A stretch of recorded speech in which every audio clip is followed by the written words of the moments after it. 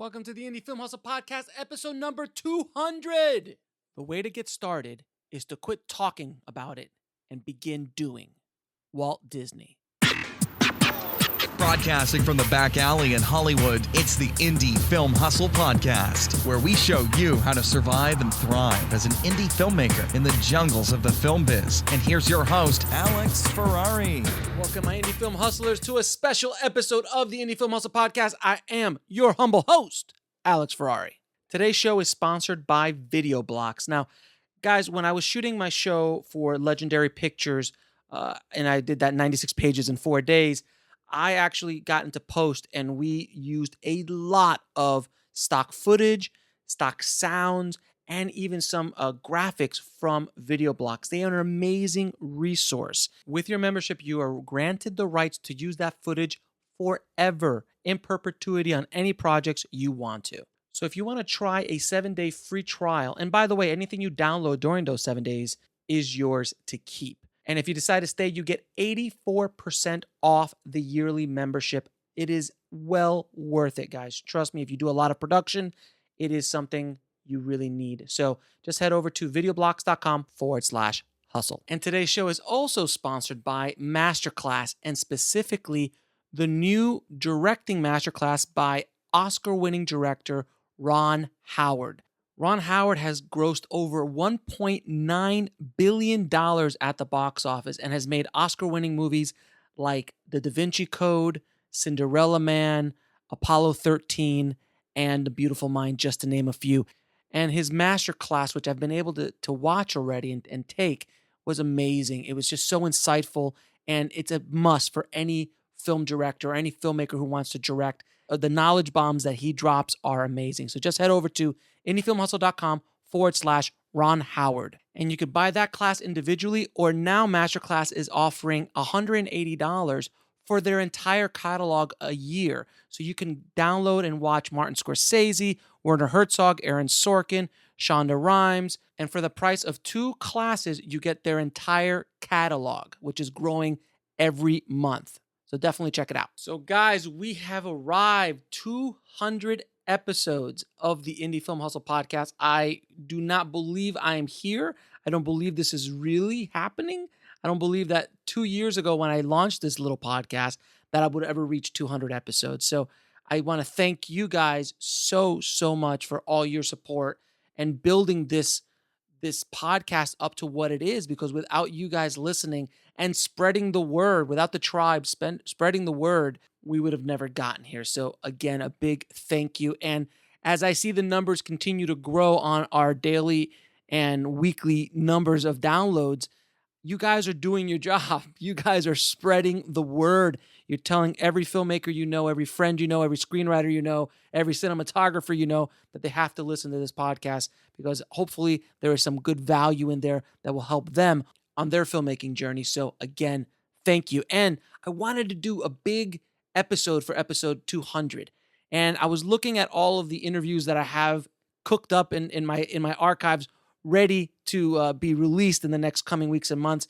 And I saw this episode and I felt, this is such an amazing episode about how to use Facebook to sell your movie. Now, I use Facebook marketing all the time when I'm working within Indie Film Hustle with other projects and things. So I know the power of it, but I got a Facebook ninja to come on the show. Today's guest is Kyle Prohaska, and Kyle is a Facebook ads specialist, and he's worked on huge, big Hollywood movies like Hacksaw Ridge and just a ton of other independent films and Hollywood blockbusters.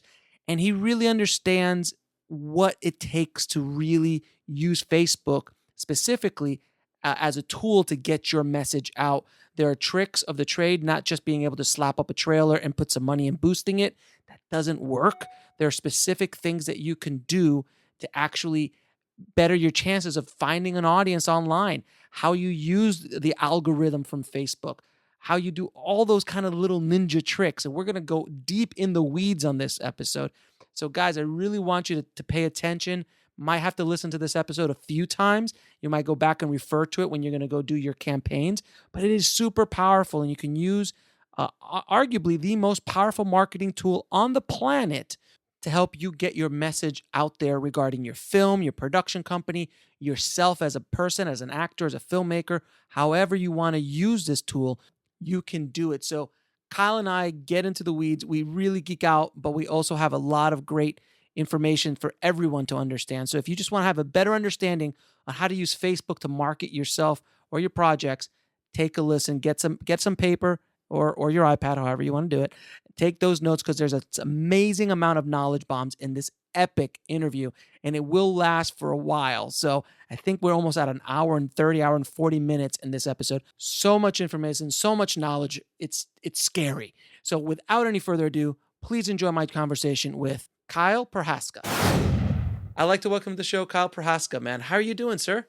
I'm doing good. How are you? I'm doing great, man. Thank you so much for coming and shining a light on the mysterious world of internet marketing and Facebook ads and Facebook and all that kind of stuff, social media, in regards to filmmakers, because there's a lot of information out there about, all the stuff we just talked about, but specifically for filmmakers, there's not a lot.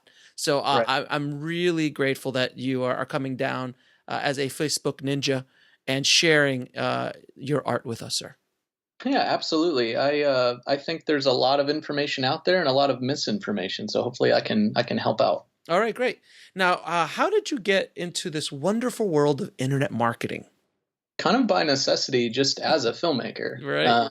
I grew up in a really tiny town and made a movie with my friends and had my mom in it, and like this insane little thing. Right. But I didn't know what to do with it afterwards. Who's going to find out about this thing? So I got into digital marketing because I had to. And I think that's something that's kind of required now. If you're going to be a filmmaker, especially in the indie space, you really need to dive into this stuff and do what you can to learn about it. And it changes so fast every day. It seems there's something new happening or New some algorithm. Yeah, they change something on you. It happens constantly. So, I got into it back when honestly, a lot of it was very new. Especially You on could get away Facebook. with a lot of stuff back then. Oh man, it was really incredible. I kind of wish it was still that way, Of but that's course. just not reality. Right. But yeah, even the way that you even use this stuff effectively seems to change so often that when I talk to folks about it, they're still thinking about all of the old ways that used to work that don't work anymore. Mhm.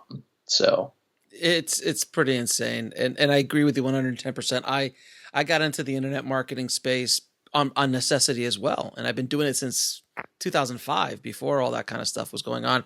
But I have not gone down the rabbit hole nearly as deep as you have. So I'm very excited to ask you some questions that I want answers to.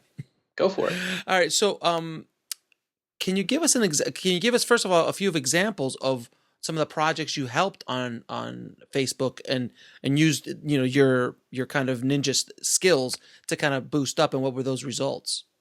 Yeah, quite a few of them have been theatrical movies. What's a list of projects? I should have had a list next to me because there's just been so many throughout the years. Yeah, But I saw your IMDb. It's pretty impressive. You got like yeah, probably there's a about bunch of stuff 20, in there. 30 features you worked on. Yeah, and on a lot of those too, it was a lot of like content creation for social. So Mhm. back when the organic stuff and posts was a much bigger deal even than it is now, people needed just so much content to keep the pages healthy, that they had. But like there are movies like War Room that came out last year. I made a lot of content for. There are little indies, or actually a Fathom event last night called The Price of Fame came out. Mhm. I don't know when this will be heard by people, but it Sure. was a wrestling documentary, so it was, running the page and running the advertising and trying to get people to go to a Fathom event, which is like a one night event, in theaters. And then, a family movie called The Stray that came out in theaters recently as well, which was kind of a, cute family dog movie, very clean, kind of a throwback to the older Disney films that used to come out, in the 90s on video. But, movies like that. And then much, bigger ones that I've either made content for or been on the teams for, where, like Hacksaw Ridge or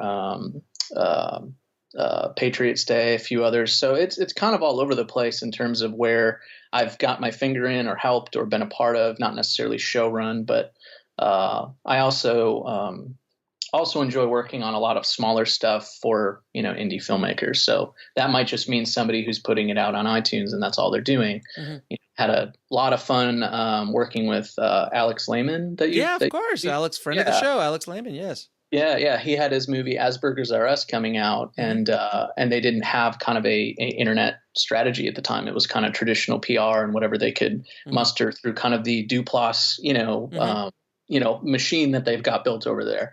So yeah, I kind of worked with them and built up a Facebook page as quick as I could and pushed the trailer out, and it did really good. So now, can you talk a little bit about just the basics of social media and what, the very, very basic things that filmmakers need to have and do if they're succeeding as either an individual, as a project, or as a company, and the different strategies, kind of the basic stuff that you need.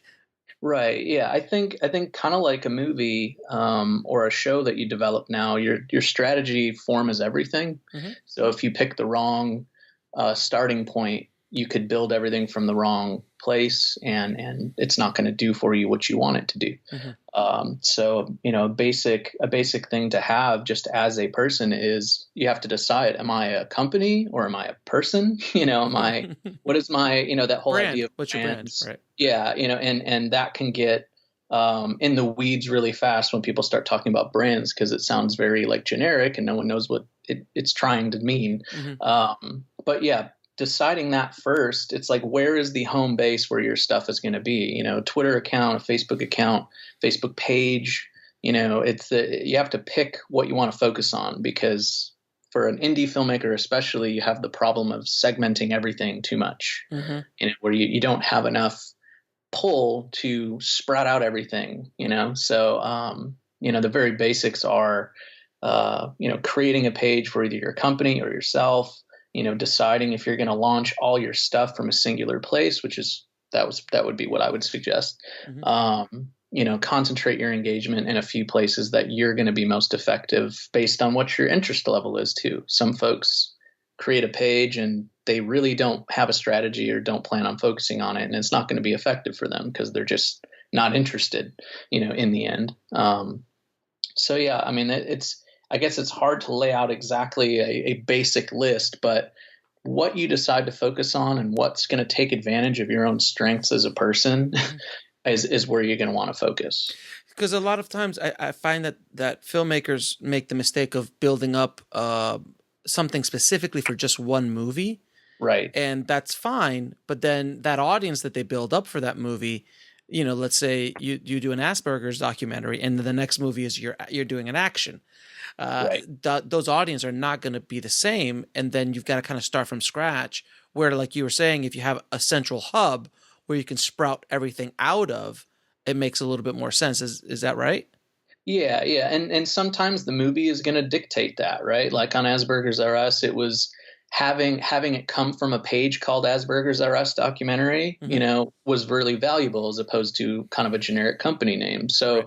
And in some cases, it makes a lot of sense for it to be separate, so it can kind of have its own life. And there are things to consider with advertising, whereas where the page that it's coming from is actually going to help you, Mm-hmm. right? Mm-hmm. Of course, for SEO reasons.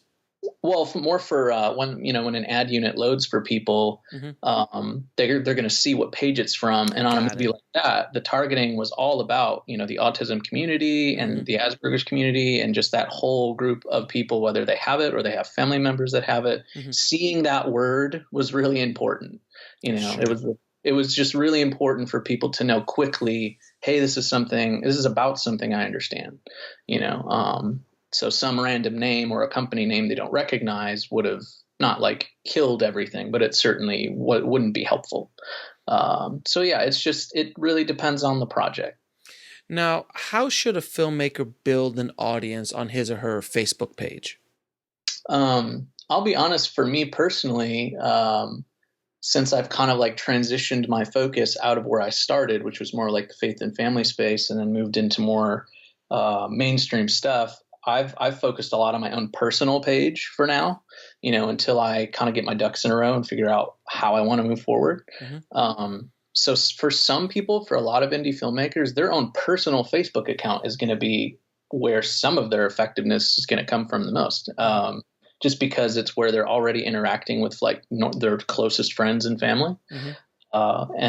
But if they have a page that's theirs, you know, the thing that used to be the old way would be, it was all about likes, right? Page likes. It was all about how big is your base on there. But what that did is it created a lot of waste and a lot of what's the right word? Glut, I guess you would say, where people would pay money and try and build up this big number that didn't really mean anything, right, for them. Buying likes, buying follows, buying all that stuff. Oh man, it was so bad. It still is. It still is. Yeah, it is. It's awful. Like trying to buy views on YouTube. Like I had a filmmaker once that I worked on his movie. He's like, I got 4 million views of my trailer on YouTube, and I'm like, but you've got like 2 people who said anything, so it's obviously fake. and he thought that just because he had 4 billion, that was like this huge selling point that he could walk into any distributor and go, look at the fan base.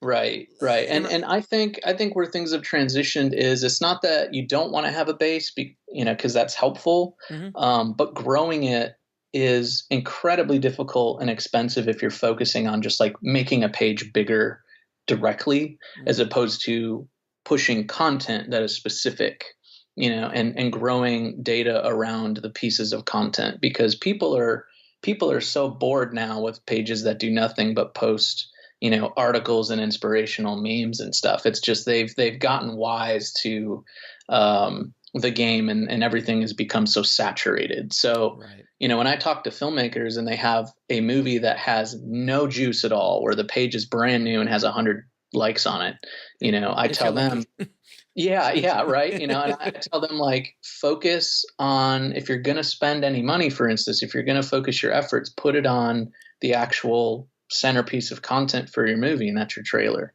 Your trailer's like ground zero. If you can't get anybody to finish 90 seconds of what you've got, they're probably not going to rent or look it up in any other capacity. So, and the difference from a few years back, 5 years ago versus today, is what you can do and the kind of audiences you can make and track and retarget is way different.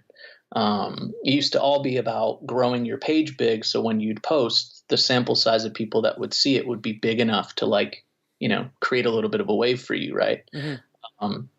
That has kind of been replaced in my mind with, targeted ad spend, even on a lower level, where the data you get to keep now, all the numbers kind of are behind the scenes now, where it used to be everybody was focused on how big's your page. Well, a page can have 1,000 people on it, but because I put enough good spend on a trailer, I might have 500,000 people behind the scenes that have finished a trailer that I can then, go after and retarget. Not with organic posts, and things that you would traditionally do, but that is radically powerful. So on an organic post standpoint, now we're going to excuse us, audience. We're going to get into the geek now. Right. We're going to get into the weeds here. So bear with us. In the organic post, and by the way, the definition of an organic post is you just literally posting something on Facebook. You just literally post it and that's it.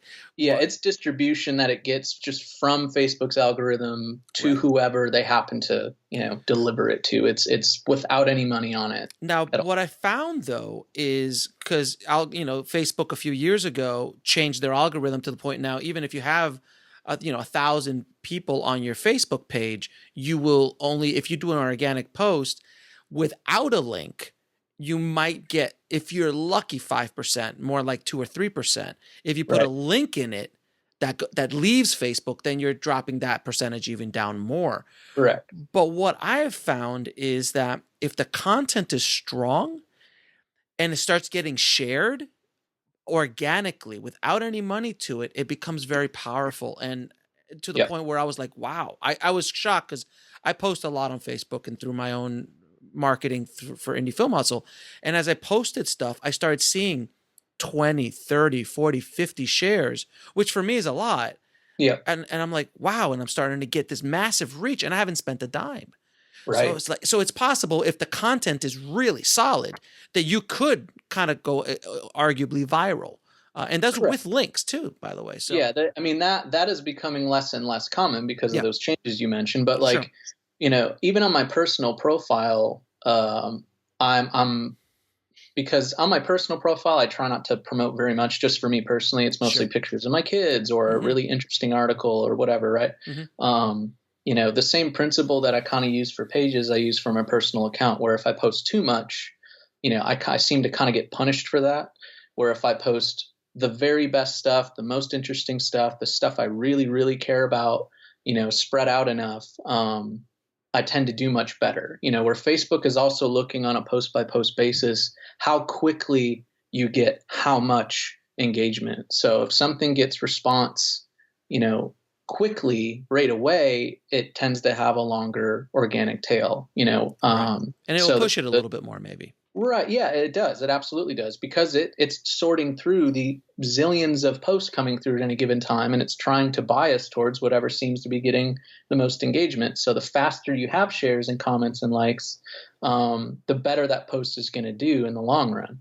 So post time, is a factor, which that can be really hard to kind of determine what's the best time of day to try and post something where it's likely to be seen by enough people in a short period of time that are actually going to like what I've got, Right. we're not going to see it a day from now or whatever.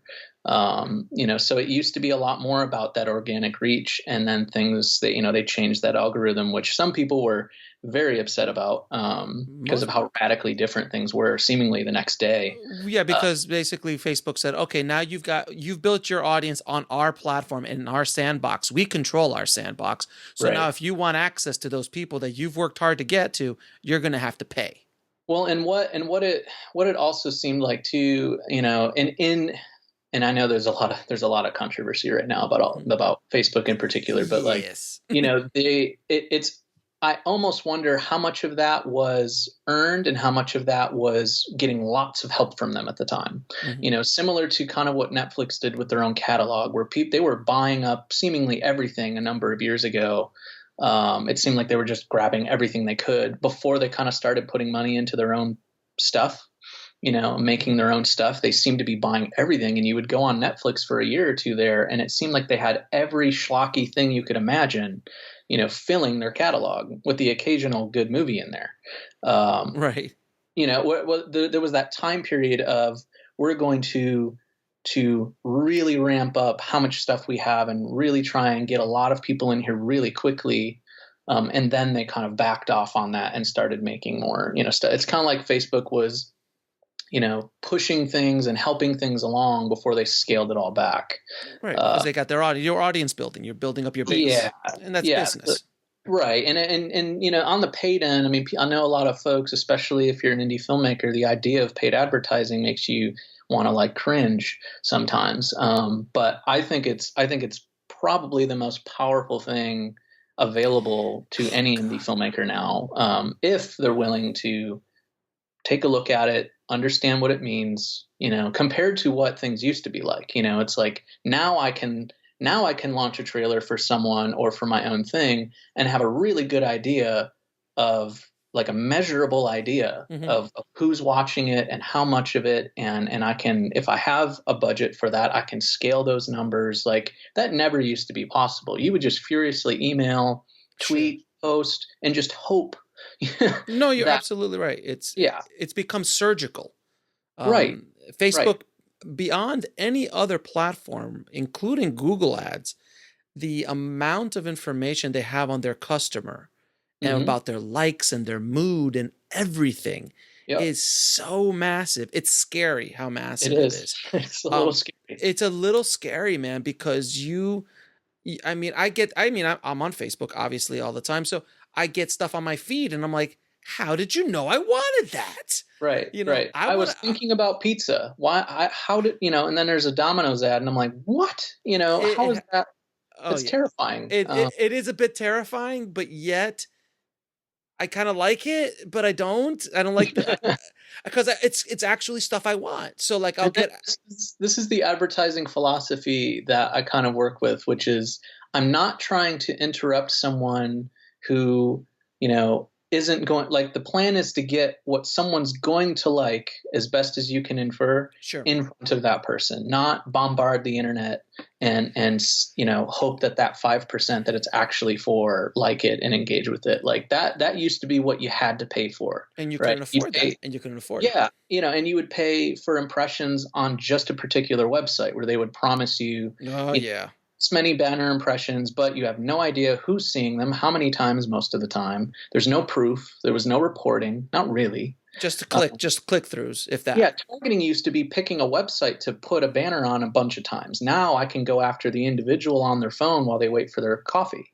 It's crazy. And know the time that they're drinking their coffee. I mean, I can find out a lot more about who's engaging with it, and that can also inform the future money that you spend, because now you're not kind of starting. I mean, I do believe starting as close to the target as possible, not starting way out and spending a bunch of money to hone in. As much as possible, try and find the super target. And that might take you a little bit to find, but it's much better than dumping a lot of money on this massive target. Before I started educating myself on the process of Facebook ads, which we'll get to in a minute,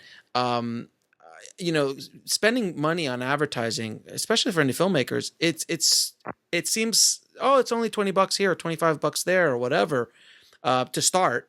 But in a matter of seconds, it could be gone. And if you, depending on how you set it up, right. I mean, like, I have $1,000 budget. Okay, I'm just going to set it up for $1,000, and you click the wrong thing and you spend $1,000 in a day, it is gone. Yeah. And if you didn't set it up properly and you didn't optimize it as opposed to a slow drip, to optimize it and really understand who you're, like, what kind of settings and all that, which we'll get into, how to target, it's gone. And that happened to me early on. I was like, and it scared the hell out of me. I was like, I'm out. Yeah. It's kind of like, it's like buying a stock that drops and you're like, whoa, hold up. And we're not trying to scare the audience, but it's the truth. If you don't know what you're doing or really don't have an understanding of the process, and you start big, you're gone. And that's why that doesn't work, or it doesn't work. Yeah, absolutely. I mean, I've been there. I know those few moments where I'm like, oh man, it really is like just watching money light itself on fire. Yeah. And trying to get a refund. Yeah, right. I mean, it can be a little scary and intimidating, but like, that's why I'm talking about it. Cause I think I don't want the fear to keep people away, because I really, really think it's hard to be successful today. Without at least starting to understand. Everybody wants to, like, get a distribution deal and deliver the hard drive and you go figure it out. Yeah. Right. And that's not reality anymore. And it requires a certain amount, just diving into this for anybody that's listening who might be interested in it, it's going to require a lot more objectivity than we artists are used to requiring of ourselves, and that's probably scarier than even the money, where you have to step back and look at your movie that you just poured yourself into very differently than maybe you would prefer in order to succeed. I just came back from AFM, and oh man, they don't care if it's good, bad, or indifferent. They just, what's the poster, what's the trailer, who's in it? It's a product. And artists don't like to look at their films as products, but at the end of the day, right, it's a product that you have to sell if you want to maintain yourself. How do you get that thing in front of someone who is interested enough to rent it for $4 or stream it or buy the DVD? You have to look at that person differently. And I actually think it's the opposite of gross. I think that you start with empathy for that person, and you think about when you're making your movie and when you go into advertising, and actually thinking about advertising towards the front, not at the end, right? Is empathy for the audience. We do it when we make movies. What do they want to see next? What are they going to like? What's going to take them out of their day, their bad day, or entertain them or inspire them or anything. Which advertising more and more needs to do, right? It's not, it used to be, I think advertising, although I understand why it gets a bad rap just as a concept, period, right? But I think it used to be more gross. Like today, I agree with you. Today, it's so much. There's benefit, like we were saying. That Domino's pizza. Hey, I was thinking of a Domino's pizza. Hey, I got that thing now. That's nice, as opposed to I'm in the middle of watching, Breaking Bad, and then there's a commercial for diapers. I'm like, I don't have kids. Yeah. Like, why are you You know, showing me this? yeah, this is more that what we have now is more efficient and if it's used properly, just like any tool, it can be misused. We have seen that, have we not? Oh, yes, we have. Yeah. So if used properly and with empathy by the person, particularly a filmmaker who is hopefully making movies with empathy for the audience in mind in some way, the idea is to put something in front of them that is not going to annoy, that is something that they're going to like. That's the whole point. You don't want to waste your money and put it in front of folks who don't care. Because you're Yeah, wasting their time and your money. of course. And yeah, your time, your money, their time, like it's not the way it should be. Mm-hmm. So if you how should a filmmaker build an audience for their project on the Facebook? Like, what's the first thing? Like, what should they start doing? well, there's two ways to approach it. It's if you're starting completely from scratch for yourself and for maybe your first movie, then that's a lot of that initial stuff. Like, say the movie hasn't even been made yet, it's just going to come from just being you, posting things you find interesting, trying to gather people that are liking the things that you like. If you have to do a targeted, my suggestion would not be to do a targeted spend to try and grow a base for yourself before you have anything to show for it. That would be so. Can you imagine? Well, and that's the thing, right? It's like, hey, look at me over here. I have no movie to show you, but I'm really cool, and I think you'll like me, but I have no content. Yeah, the best place to start, honestly, is to actually have a piece of content, have something that whether it's a movie or a short or whatever, that's where a lot of people are building their audiences, period, whether it's on Facebook or anything.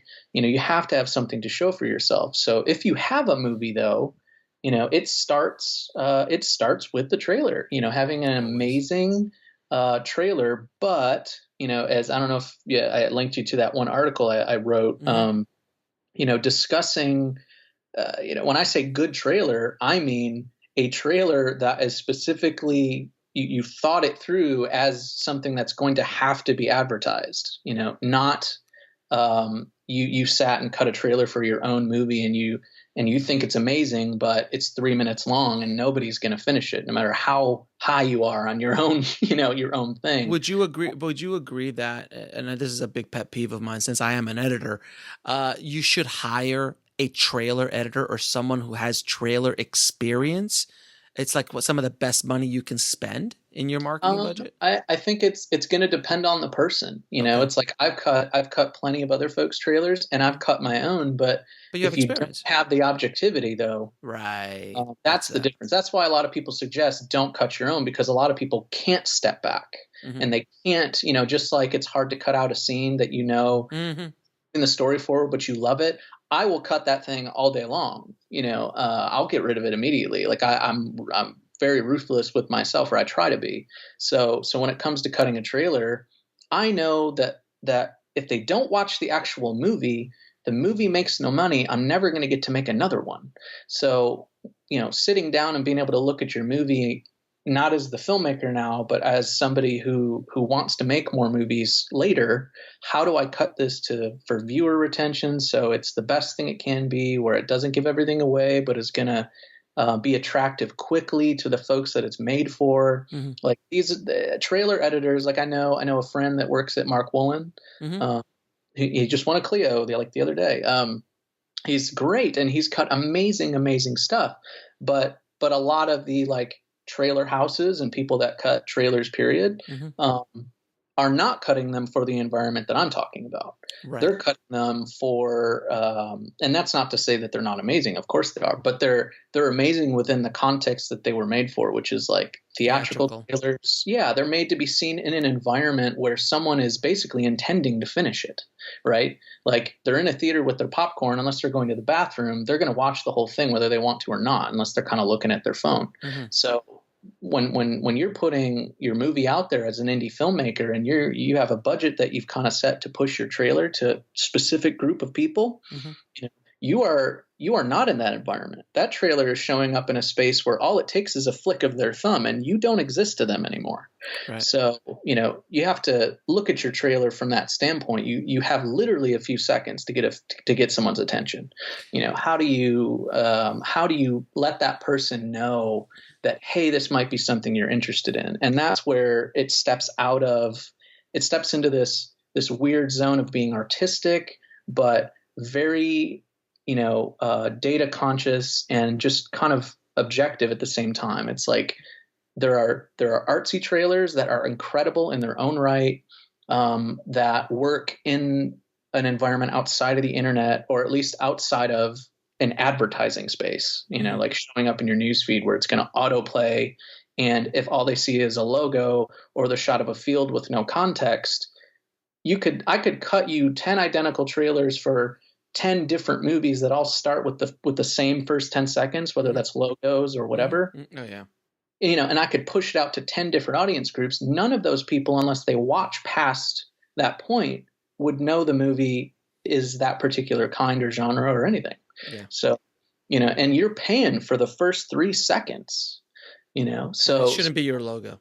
No, everybody's hyped up on their logo. See, that's where the brand part, you kind of have to take that part away for a second. Unless your brand is so big that's why someone's going to stop scrolling, you got to get rid of that thing. Because, or if you have your biggest actor, people love to see faces. What's the thing that either shows them the tone right away, where they're either in or they're out, at least on that level, or if you have a huge draw, like a particular actor, or maybe it is attached to a huge brand that has its own pull in a way. But like A24 does. Like if you see an A24 says, and even in that case, right? A24 says, "Hey, legit movie," right? To a certain number of people. Sure. But people see ads all day, so that's not necessarily going to get anybody to really stop.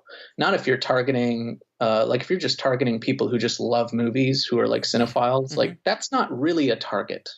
That sounds like a target, but it's not broad. Really it's too broad. Yeah, it's too broad. Well, let's talk about audience, because it's something that filmmakers, in my experience, just don't get. They don't understand that you have to understand who your customer is, who your audience is for your product, for your movie. Sure. So can you talk a little bit about audience and then how you find these audiences on Facebook? Yeah. Your audience is not 35 plus men, that's not an audience. That's like Warner Brothers audience. They can afford to go that. You're talking about 100 million, 150, that's not an audience. So,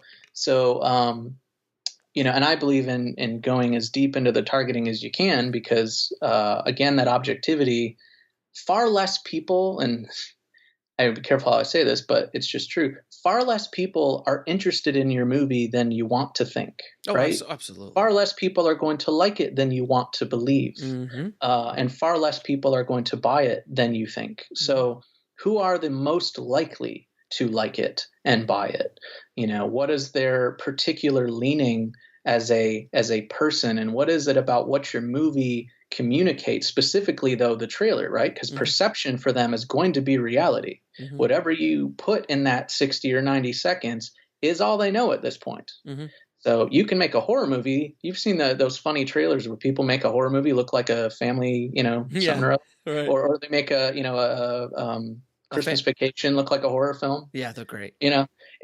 It's amazing how the big difference that can make. So, when it comes to your audience, sometimes and more often than I'd care to admit, like the targets are not obvious a lot of the time.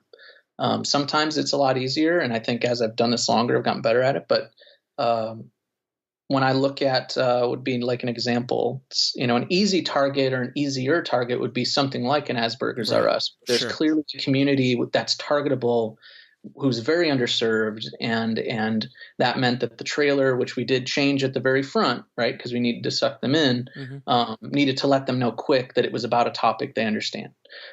So it was literally going after the organizations that are targetable, the different groups, right, anything that was very specific to that organization, or I'm sorry, not organization, that community of people. So that one was more straightforward. And then it was more about, does the content effectively communicate really fast so that we get them in, right? That this is for them. So like But something like Hacksaw Ridge, which is obviously a big movie. Did you do any specific targeting, or did you just kind of go because you had the budget was much bigger that you could kind of go more broad? right, and on that one, I wasn't actually running the advertising on that one. I was Okay. helping with other things. But Okay. I can tell you though, if somebody handed me that movie and just said, "Here's my budget, and we want to push, the trailer," say the trailer that was being pushed was pushing more towards communicating more of the faith of the main guy in the movie. I don't know if you've seen the movie. Sure, sure. But like, say the trailer was kind of more biased towards that. Well, then it would be okay. For a movie that big that has big stars in it and whatever, you're not really as concerned about making it feel legitimate. Everybody knows, they've probably heard of it before. It's a very high budget, all that sort of stuff. So you just look at a lot of what's the best way to explain this? Like, you start with a bigger target that is the broad one, but then you start to overlay new pieces to hone it in. So people that are going to be fans of the biggest targets that are clearly attached to the movie, and then how do we go in that big pool and find the smaller pool within the big pool that are more likely to like what we're giving. And if you can go in even further than that, right? Overlay a third layer of people. So it might be fans of huge Mel Gibson movies, war movies of every kind, right? This huge target in the millions and millions and millions. You might not even segment it by age or gender. You just go as big as you can. And then you start to overlay, in this case, like faith targets, right? Pastors, movies that are faithy in their kind of, in their message or whatever. Other pages that have a religious affiliation, and you start to overlay that stuff. In the case of anything that of that sort, that might mean putting in more political leanings, right? To try and maybe weed out folks that are going to be interested in the movie, but in the case of that particular trailer, they might identify a little bit more with the messaging in there. So that's like a simple example of what that can look like. I just did a launch for a indie comedy coming to digital, and I had to go like 4 layers deep and test out different mixtures because I knew this is going to be super specific. It's a broad comedy, but then it has a main character that is a much older Oscar-winning actress, right? So it deals with kind of subject matter of when people are getting old and them being taken care of by family. And so it swings between the broader comedy and has this kind of sweetness to it. So how do you target a movie? Because that's something like Asperger's or Us.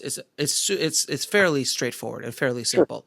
But when you're talking about a broad comedy, like how does a broad comedy with an indie film, how do you target that? Like, do you go after specific actors? Do you go after, like, depending on the angle of the broad comedy, or like you said, how do you do it?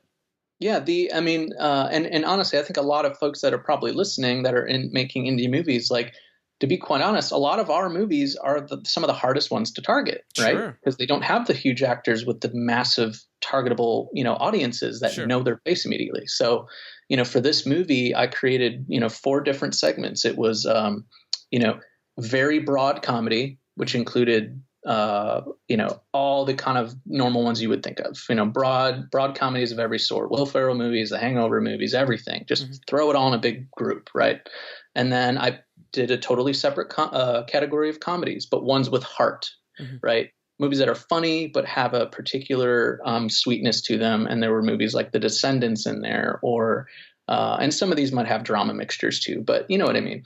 So you start targeting people's likes as far as movies that they like, movies that are close to the movie that you have. Right. So I made a segment of broad comedy, and then a kind of a tighter group of movies that have more of the sweetness as opposed to the raunchiness, right? And then I created, because of the older leaning of the movie, even though it has younger guys in it that are like the grandsons and stuff, right? Remember, I created another group of movies that were specifically about getting old, right? So Cocoon, right? Great Out movie. to Sea, all the Amour, all these films that are kind of about those subjects. And then I created a 4th one, which was particularly older audience. So AARP, right? Retirement. Sure. Facebook has data on who is likely to be grandparents. People that have retired as their actual job title in their profile, right? Like all these sort of things are possible to target. So then so you created 4 different campaigns based on these groups, or did you put them No, all in one group? 4 different audience groups, and then I created multiple ad sets that mixed those in various capacities in order to find out, what the best mixture was. Right. You got to do basically test marketing.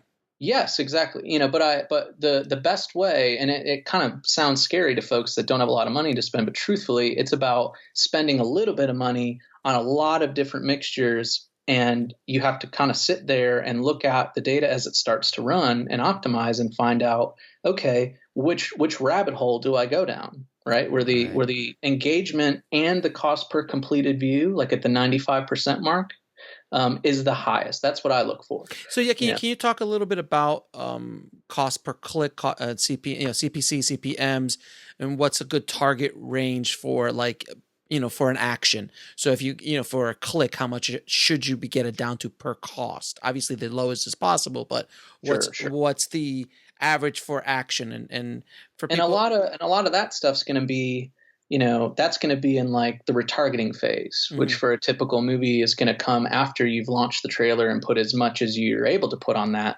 You build up your bucket of people who have watched it to the 75 or 95% mark and then hit them back with a different ad unit that then advertises the release or whatever, right? And that's where you get into more of the cost per click and stuff.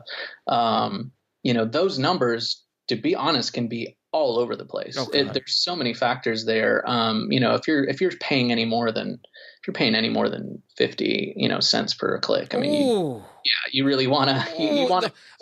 That hurt me. Oh, yeah. Well, here's the thing. I'm talking specifically though about like a movie, not like trying to push an article or push there's a whole gamut, so don't take that number and put it, I guess, as some sort of rule. I mean, if you're trying to kind of retarget and send people, like in a theatrical movie's case, to a ticketing page after they finish the trailer, and it's costing more than that, then like, there might be something off in that case, and that's also basically customer acquisition cost. Yeah. Which though the more specific the intent you're going for, the higher the costs are going to be anyway. And also the market you're going for. So if you market in the US, it's a lot different than time of year, right? Yeah. Like we're coming up, at least when we're recording this, you're coming up on kind of the end of a year and all the inventory is going to get crowded because it's the holidays. Sure. Right. So all the costs are going to go up everywhere simply because more people are dumping money in the last 2 months of the year.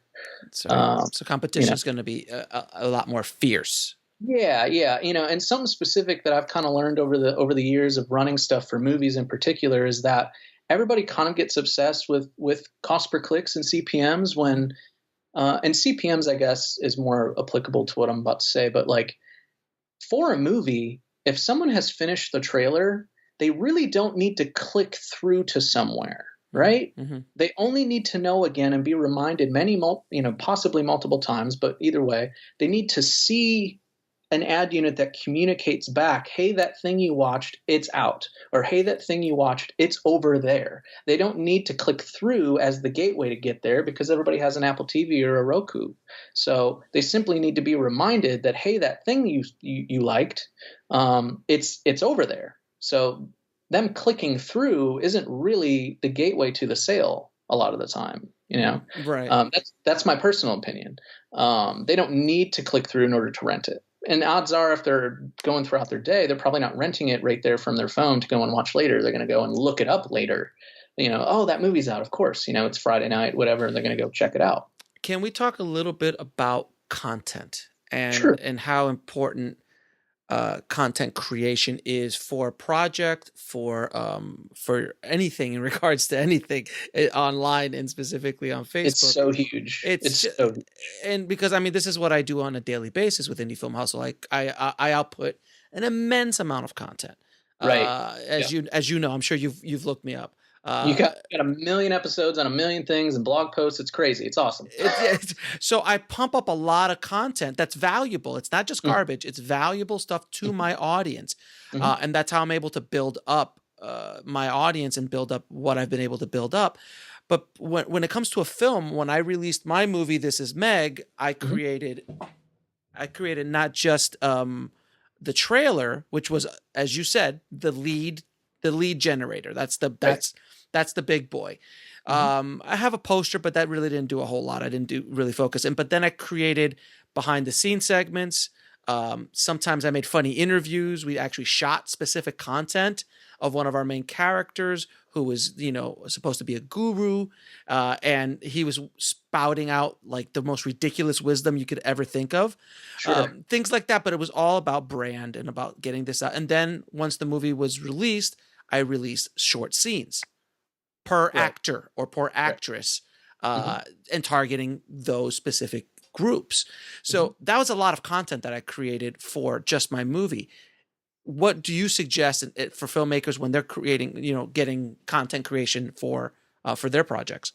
Kind of just like any, like the indie film hustle, not the name of the podcast, but just the hustle as it is as an indie filmmaker, I suggest making all the quality content that you can, but if I had to pick, it would come down to, things that are more personable like that. Scenes are great, but like not a bunch of them. Pick like the very, very best that are going to be most attractive to who's going to like the movie.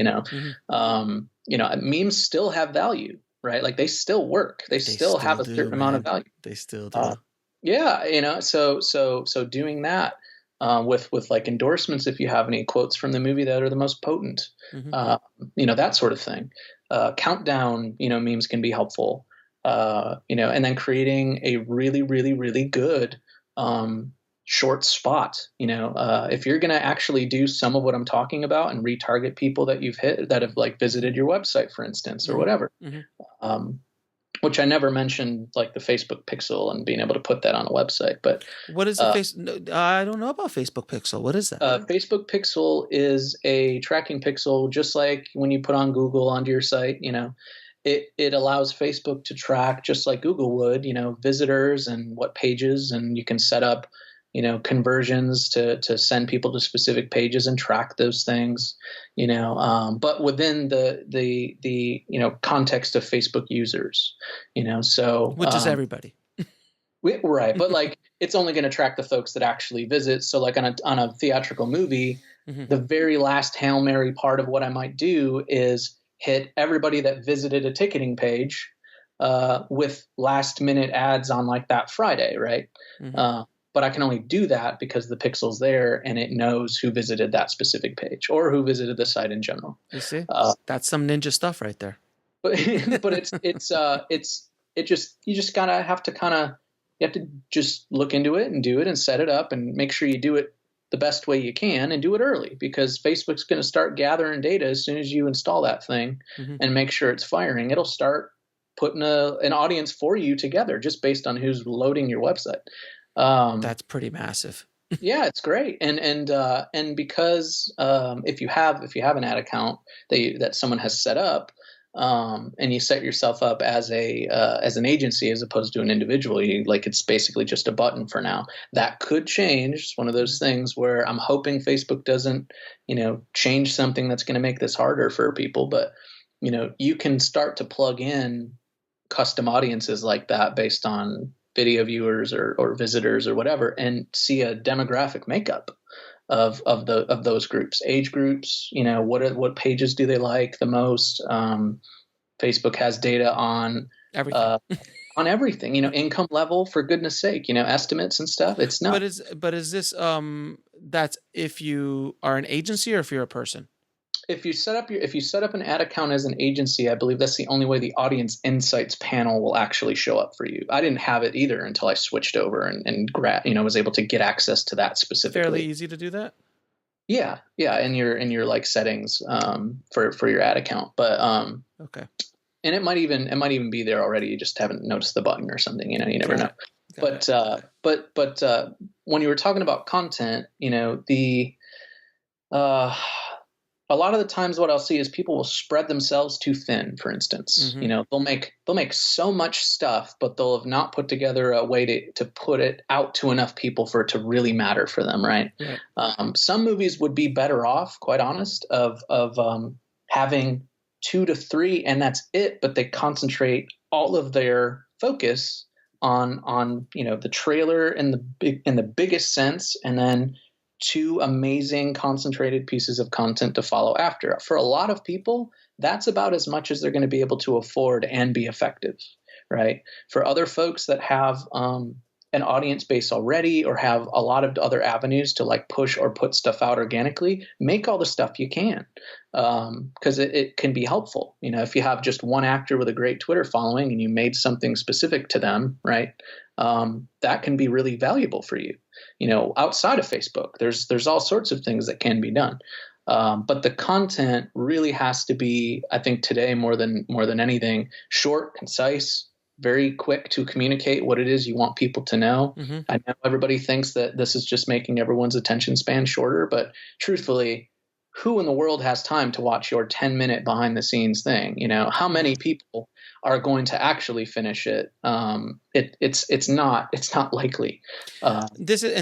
Trust me, I know this because I have a lot of content that runs an hour or runs 2 hours.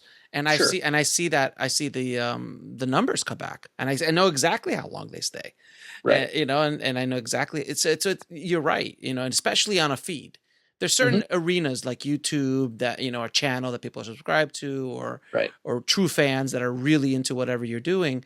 Right. But this is a whole other conversation.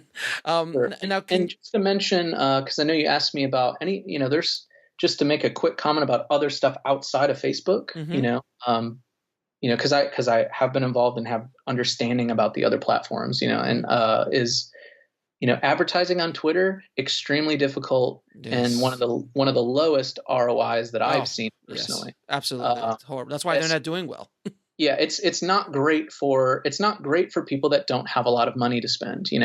YouTube is very similar. It's actually really good at what it does when you advertise through Google and YouTube if you do it well, but you do need a lot of money to be effective. It seems that the more money you spend on YouTube, the better results you actually get, where Facebook's almost the opposite. Mm-hmm. You can do really well with a lot of money on Facebook. I've done it, but if you only have so much money and you need to purposefully, like you said, the drip, Facebook is the absolute best ROI you're going to get in terms of like measurable human attention per dollar. It's just unbeatable.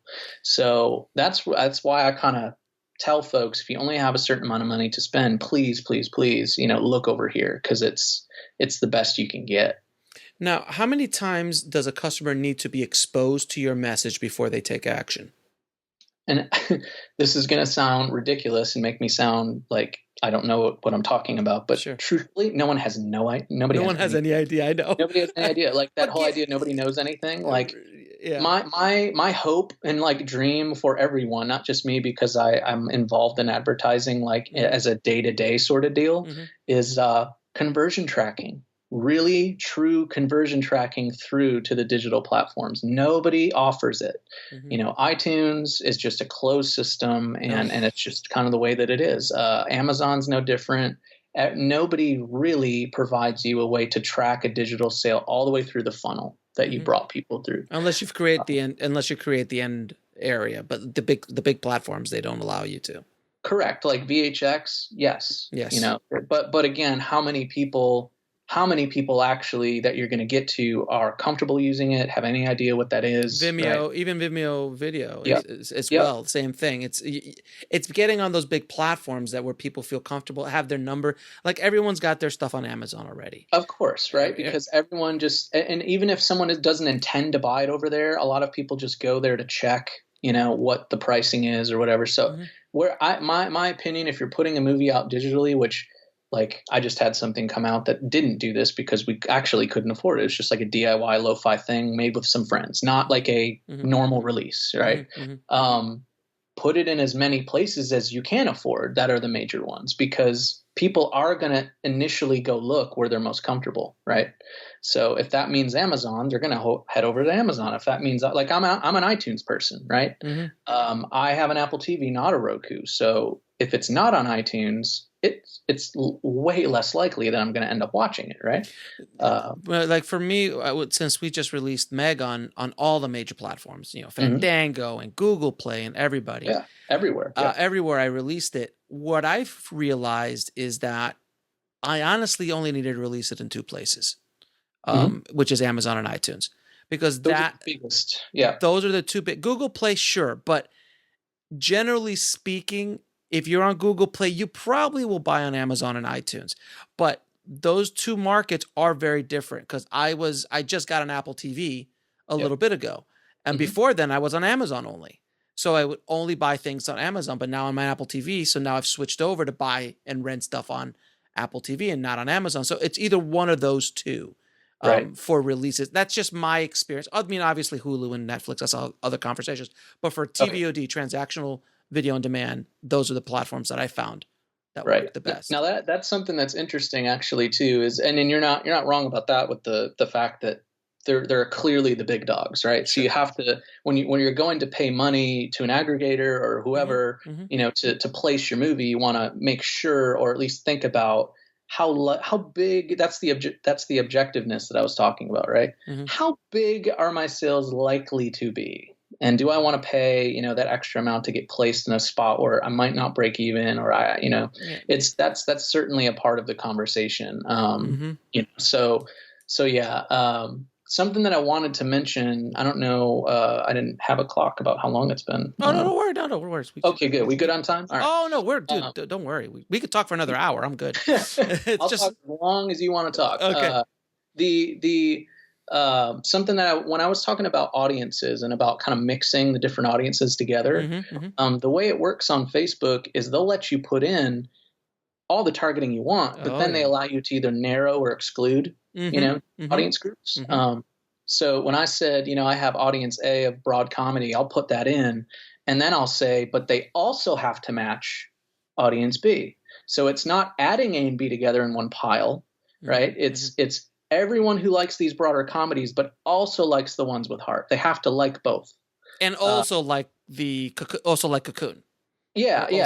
So all the mixtures are either adding some of the groups together, and then they also have to match, so A and B together in a pile, but also have to like audience D, or they have to like A and also like B and also like C. Very different things, right? It's I know it sounds very nerdy and whatever, but if you had like little circles in front of you and you started overlaying them on top of one another, you could start to see, oh, if I mix it this way, it's this many people, right? If I mix it this way, it's this many. So that's the sort of stuff before you would ever segment out ages and genders, right?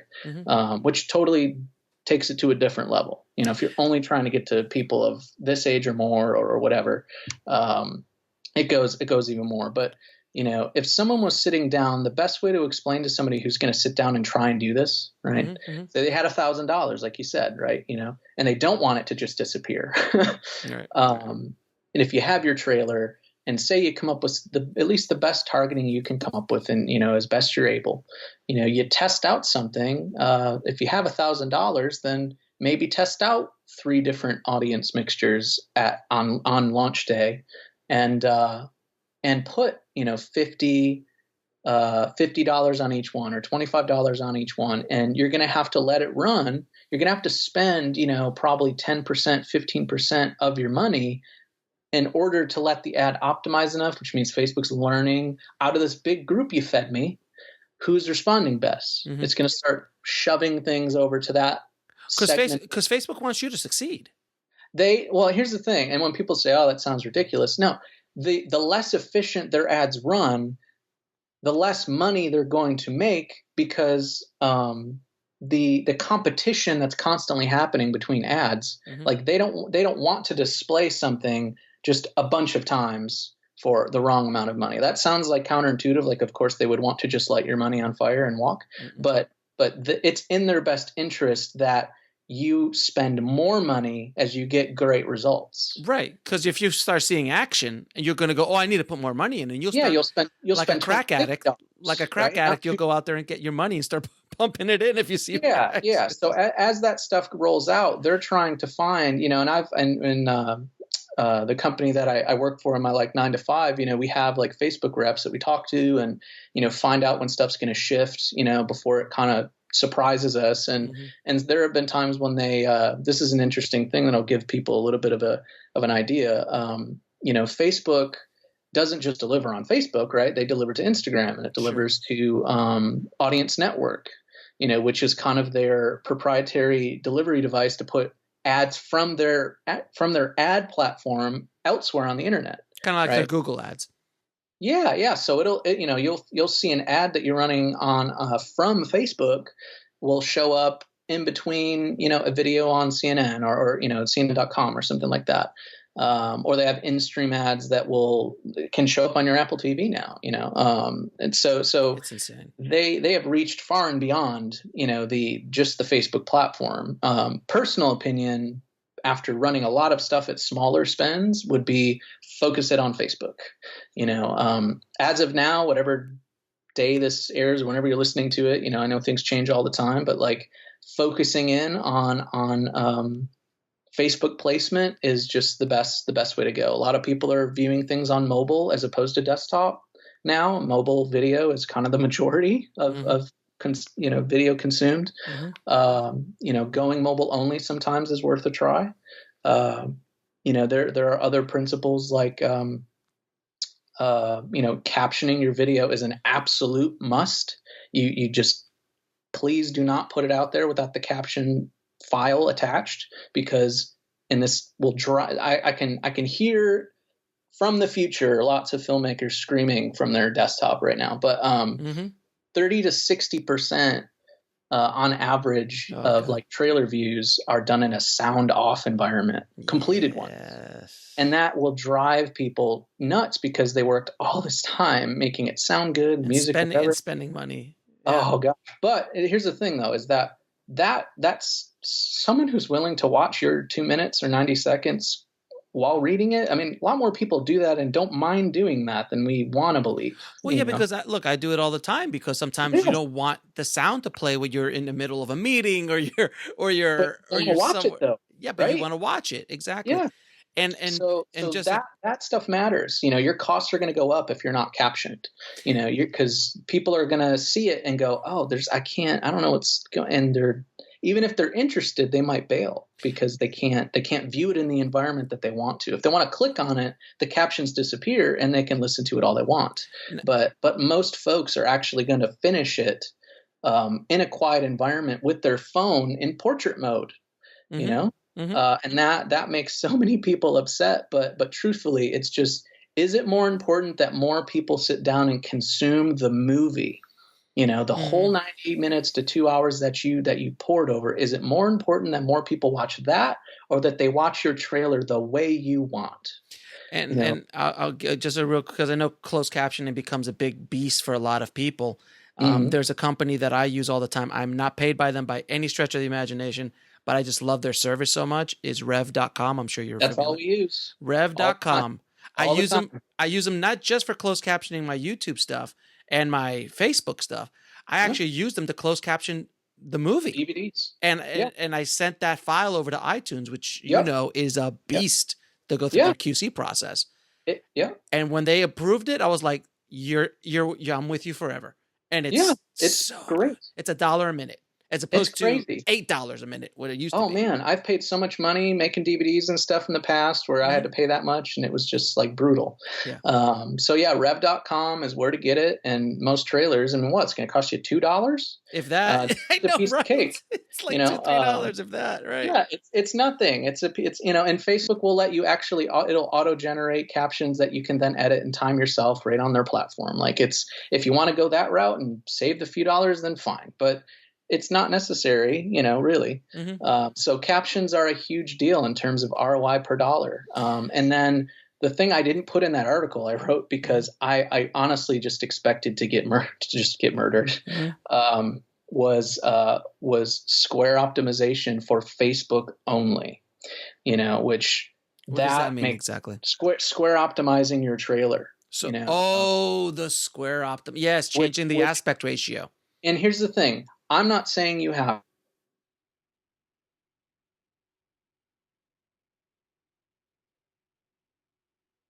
A lot of stuff that if it's square and it's on Facebook, it will mean more views per dollar. That's all I'm saying. If someone wants to say, can you say that one more time? You dropped off for a second. Square. Oh, sorry. Square video. If you're launching a trailer on Facebook or just any video in general, it is going to mean more views per dollar. That is the reality. If someone doesn't want to do it, that's totally fine. I just want folks to understand there will be ROI consequences for putting out, the trailer, quote, the normal way, simply because of the viewing environment. That's really the big thing. The viewing environment is huge. Now, when I did the trailer, I'd released it both ways. I did it standard, like 16:9, and then I actually created a graphic one that actually had like a top bar and a bottom bar, so it was like letterbox, but I had graphics at the top and the bottom, and squared it out that way. So the video was still playing at 16:9 or a little bit bigger, let's say. But then I still had this, so it was more eye catching. Is that a good strategy as well? That's another possibility. I've tried every way you can imagine, including, this is something that even I don't like, unless I was told to do it, I don't tend to do it. But there are ones now you can run full mobile, like height wise, which, God. If somebody, and here's the thing, if somebody, like, I wouldn't want to do that with my own. I'm fine with square though. Like if I had a new movie coming out, but like if you go and look up the Beatrice at Dinner trailer on Facebook, go look at the comments. There are some people that absolutely hated that it showed up in that format, but the large majority of people, what are they saying? This looks great. I love John Lithgow. It's like the purpose of what you're trying to do, especially if you're an indie filmmaker where every dollar counts and every eyeball matters. Every iTunes rental is another step towards you getting to make another piece of content. It's just worth thinking about. If your instant gut reaction is, I'm turning off this podcast right now because this guy is an idiot and he's trying to destroy my art. That is not, what I'm saying. I'm simply saying that there is a viewing environment to consider when you're advertising, at least on this platform, right? Right. So if you shoot your movie in like an anamorphic format, and here's the thing, I love the anamorphic format. I have a plasma that I refuse to get rid of because of the deep blacks and how beautiful the colors are on it. It dies, I'm not getting rid of it. Anamorphic 240. Yeah. I mean, it's gorgeous, right? But if you're trying to push a trailer like that on Facebook through the news feed, you're at the biggest disadvantage there is. Because you're so small. It's so tiny. Like Lawrence of Arabia. I mean, seriously. Yeah, it is. It's super, super small. So even on the bigger phones now, where I feel like I have an iPad in my hand, not a phone, right. It still looks so tiny. So if someone isn't willing to even like consider the two most important parts, in my opinion, of a trailer are actually not the middle, at least from an advertising standpoint. It's the beginning and it's the ending, and the middle is how they kind of get there. So it's super important still. But if you don't communicate within a few seconds, kind of whether or not it's for this person or that person, you can't get them in. Forget about holding them. You can't even get them in.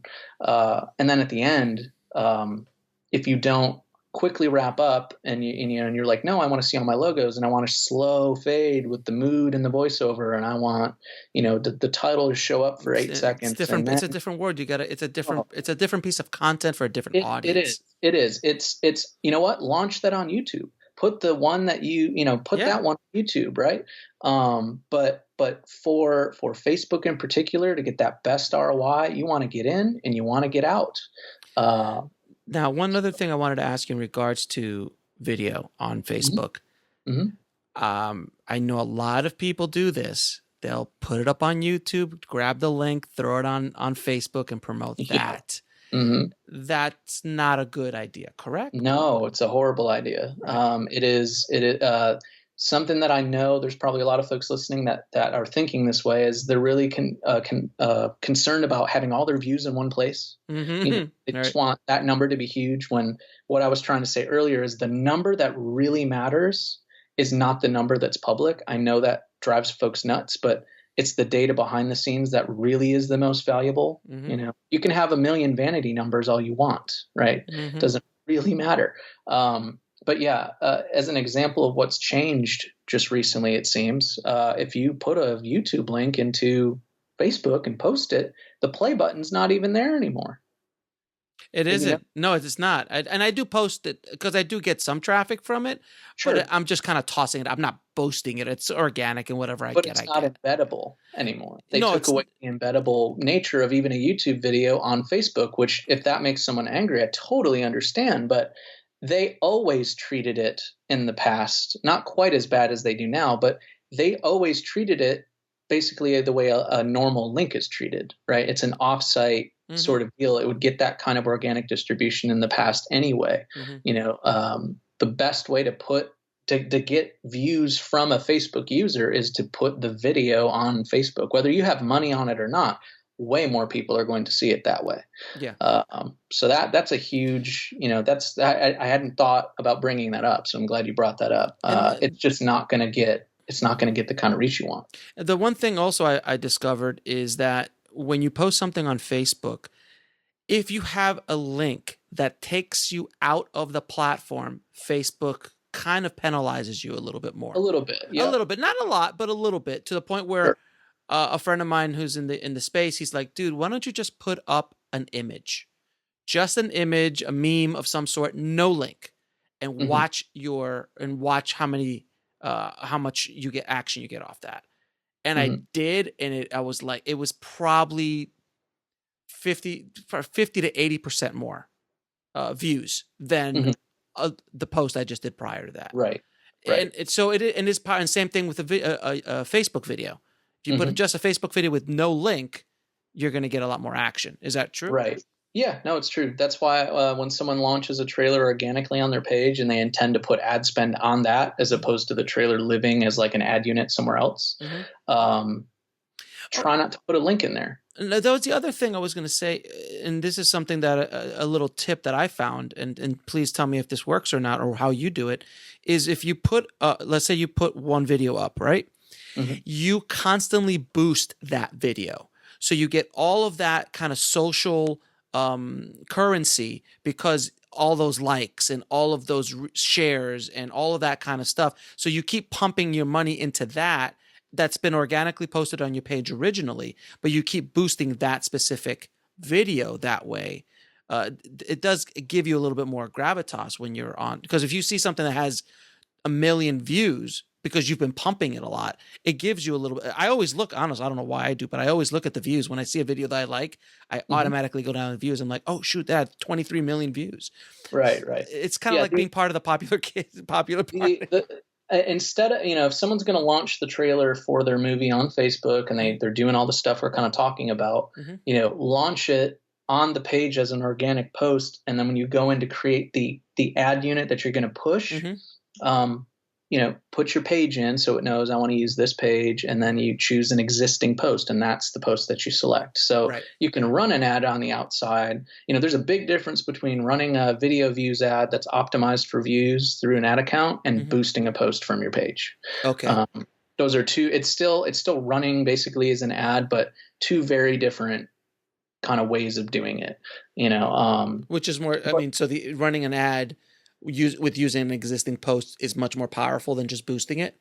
Yeah, because the data that you can get and what you learn from it and what you can see and optimize for, it's all very different. Where a boosting of a post is simply going to, you can select, do I want to hit more people that are just a part of my page, or, go outside my friend or my likes a little bit, or you can put in some parameters, but it's the best way would be to run it from the ad account, choose the existing post you want to put, the money on, and then you have a whole wealth of stuff that you can do and track over there. But the idea, though, of what you're saying is true. If you're going to put a trailer out or put a video out and put ad spend on it repeatedly, it is great, at least for like the centerpiece, like a trailer, to put it all on that organic thing, because yes, an organic post that you then go and put ad spend on is going to get different organic distribution on top of the ad spend.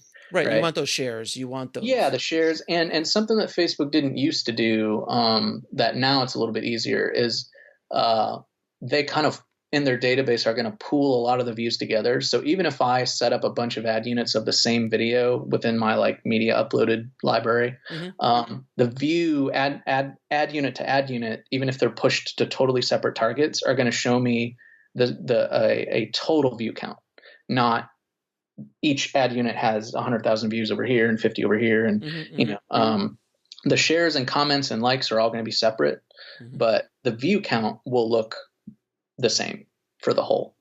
And they also now break it down to the point where they show you how many 3-second views you got. Yeah, you can see over in your ad account, if you launch your trailer organically, you don't put any links in the post copy, just the most concise, best info you can, and you launch it that way. It'll get organic distribution from your page, and then the ad spend will push that and give you, the residuals of that over time. But over in your ad account, you can see 3-second views, 10-second views, cost for both of those, the number of comments, likes, shares. It's insane. It's insane. It's so deep. Yeah, the stuff that you can see. But the most important thing, is measuring. YouTube's no different. Like, what does YouTube care about when you're talking about like how if it's an outside link, they kind of crush it a little bit? YouTube is all about keeping people on YouTube. So they want you, they want you to, and they tell you this when you go through kind of their like certification thing, they want people to get on YouTube and stay there as long as possible, no matter what they're watching. So they just don't want you to leave. They don't care if you go from a movie trailer to a how-to video to, drunk in my kitchen. They just like, I don't know if you know what that show. I do know that show. Like they don't care where you're flipping and flopping. They're trying to just keep you there. Watch time is the thing. So on Facebook, I don't really look at it as any different from it as an advertiser standpoint. It's like, how do I get this particular video to be finished? Meaning they're going to watch it to like the 95 mark by as many people as possible. And how do I weigh that out also with whether or not there's shares and comments? Because sometimes when I test stuff, I'll get a lower cost per completed view, but the shares are like triple on another ad unit. Which one do you put more money towards? Sometimes it's a toss up, and you kind of have to make your best guess, right? But something I haven't mentioned is there's a holistic view to this. For any filmmakers that are out there that are launching they're launching lots of videos, like in your case, you got a ton of content, right? This is a new term, I think, or not a new term, but a new concept for the smaller indie filmmaker. But we think about building audiences as how big's my page, right? My Twitter followers, my this, my that. There's this whole other category now, if you dive into this stuff, which is you start building your own database behind the scenes of people that have consumed your content, even if they only watched half of it. That audience is there to retarget later. So if you're a filmmaker who makes a lot of short films, this is something I'm gonna try. The plan is next year. Put out a number of different short form pieces of content specifically on a platform like Facebook or even YouTube where you can track stuff. I want to build a bank of people who liked that content the most. How do you do that? Well, if I'm pushing it, if I come up with a budget that I'm planning to push each video with, all of the people that watch your video to the 3-second, 10-second, 25, 50, 75, 95, they're all retargetable. You can make a retargetable audience from people that consumed your content to a certain depth. That's right within Facebook. That's all within Facebook. Within the ad account, right in the audience thing. You put in what video you want that you have access to, that's yours, and you select what parameter you're looking for and name it and all that stuff. Make sure you don't get confused, because you can have a big list there, you can imagine. And then it'll populate a list for you that you can then plug into an ad unit. All that other targeting I was talking about, there are some ad units like on a big campaign for a huge movie or even a small indie. It really becomes a 2-stage process. How many people for the money that I have can I get to engage deeply with this piece of content, whether that's a trailer or whatever? And then how many times can I hit those people back with what kind of ad unit? And that means retargeting the viewers, right?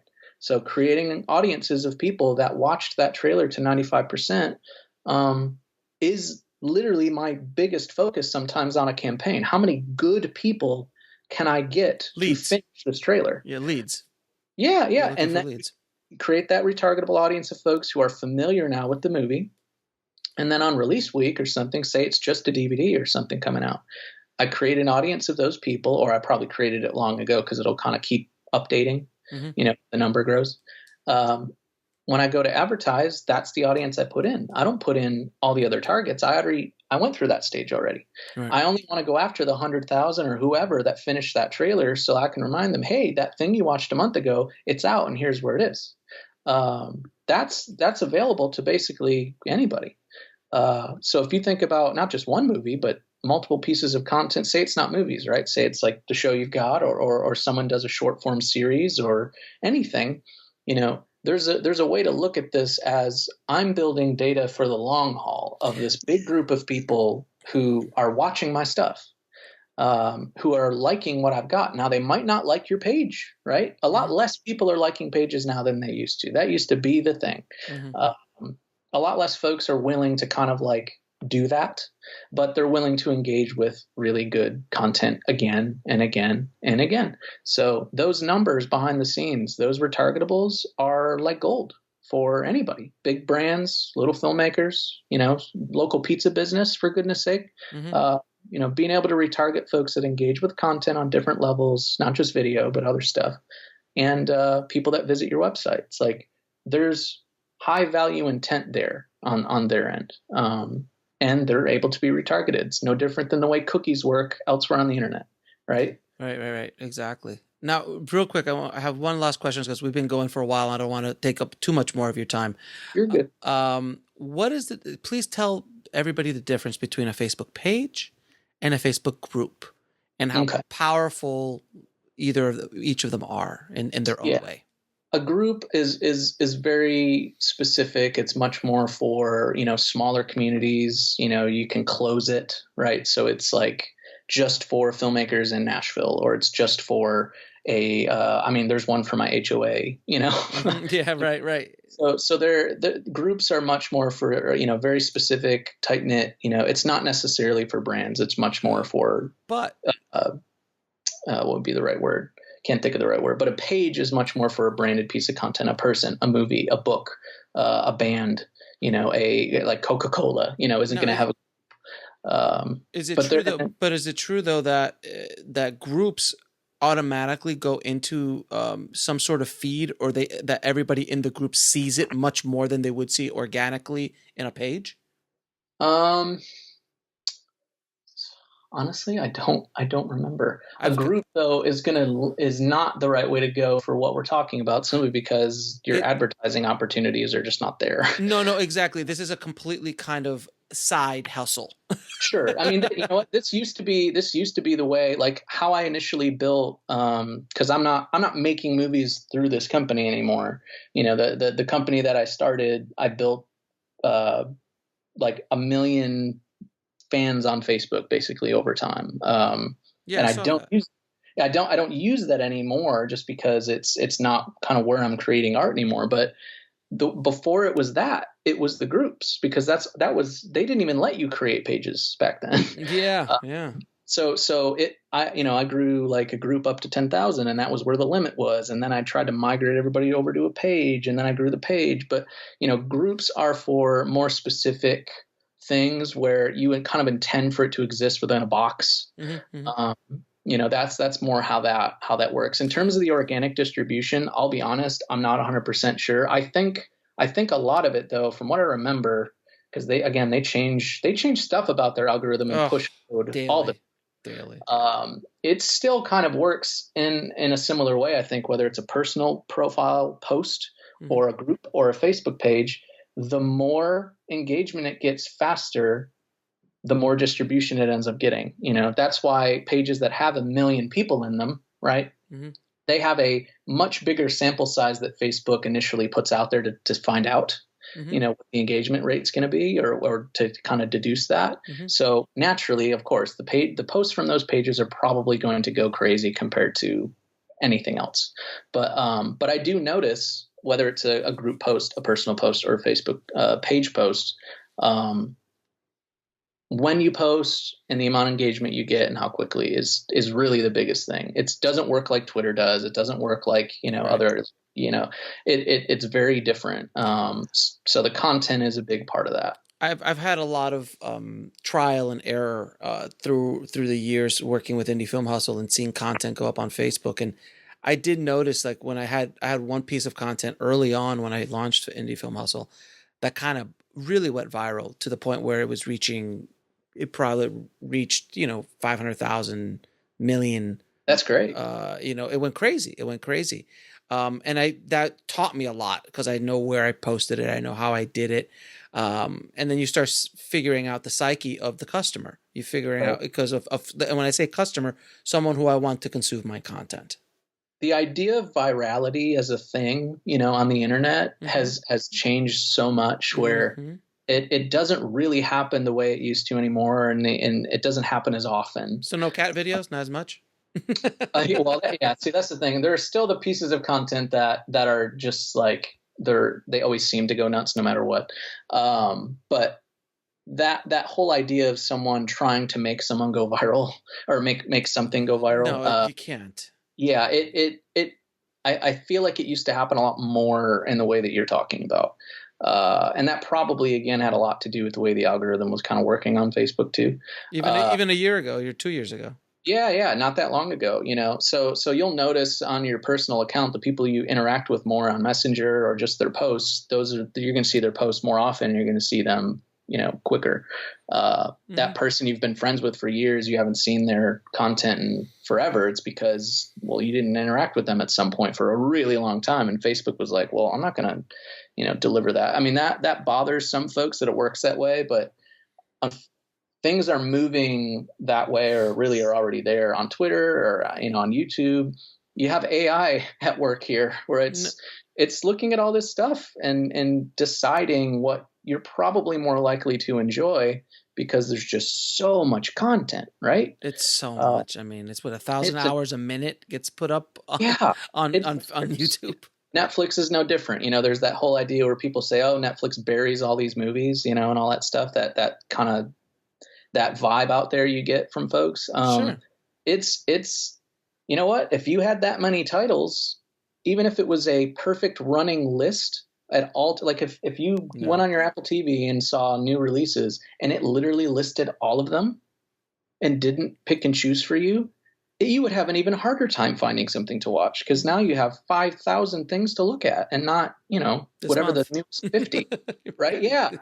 So it's like, you have to kind of, you have to look at it the right way, I suppose. Well, I mean, but you have to think about it too. And like, look at how much content's being created now. And then what do you think it's going to be like in 20 years? Because all of the content that's been created for the next 20 years, and also the past 120 years, is going to be accessible. Yeah. So without these algorithms, without people figuring out what you like and what you want to see, you can't dig through it all. That's correct. And not in the future, like literally right now, if you're an indie filmmaker that has an indie movie and you don't budget an actual chunk of money for like a targeted ad spend. What should be the percentage, by the way? What's that? What's the percentage of budget? It's not really a percentage. It's just how much you got. Yeah, well, truthfully, I mean, when I try and explain to folks who want to actually pay, to have their trailer launched, and they want to get the best prices and all that, like they know I'm sitting there with a calculator like a big nerd trying to get them the most people per dollar. Mm-hmm. Everybody always asks, because that's the typical way you think about it, right? I pay this much, I get what, right? Mm-hmm. And it's like no, it doesn't work like buying a pair of underwear at Walmart. Like, It doesn't work that way. It's not that transactional. It's in flux. It depends on all these different factors. But once you find out your scalable costs, right, after that first few days, like if I launch a trailer and I put $100 a day on, say I have like $5,000 to spend or $10,000 to spend on some movie that's going to come out on iTunes, right? Mm-hmm. If I put 5 different ad sets out there at $100 a day. And I've done a good job of kind of like in pre-production on a movie, right? Thinking through target groups and being smart about it. Within that first few days, I can see and weed out, okay, that's not going to work, right? And I'll find whatever my lowest cost per completed view is probably going to be, right, in the long haul. And then it's just math. Do you want to pay for 10,000 of those or 100,000 of those? It's going to cost you, a dime a piece or a nickel a piece or, whatever. So it doesn't become about for 10 grand, yes, I can infer you're going to get probably within a certain range if the movie's good and I have a good trailer and all that. Right. But for a typical indie movie, at least if it was my movie and I had $5,000 to spend, yeah, I can get 500,000 people, half a million views on that trailer. I can't get 500,000 people to finish it for that amount of money. But, and a good average, just to give people an idea, and this is way different than industry averages, by the way. It's not like trying to sound like a source of pride. It's just, I go a lot deeper, I think, and I don't care about the vanity numbers as much. So, industry averages, it's like, if you can get 10 to 15% of the people who start it to finish it, you're doing pretty good. Pretty damn good, actually. Yeah. And I've seen, there's something running right now where, because I was able to be involved in the actual, cutting down of the trailer and, kind of trying to perfectly, as best we could, get it to where, from a content standpoint, it needed to be, that one's doing 30 right now. And the completed views are less than 3 cents.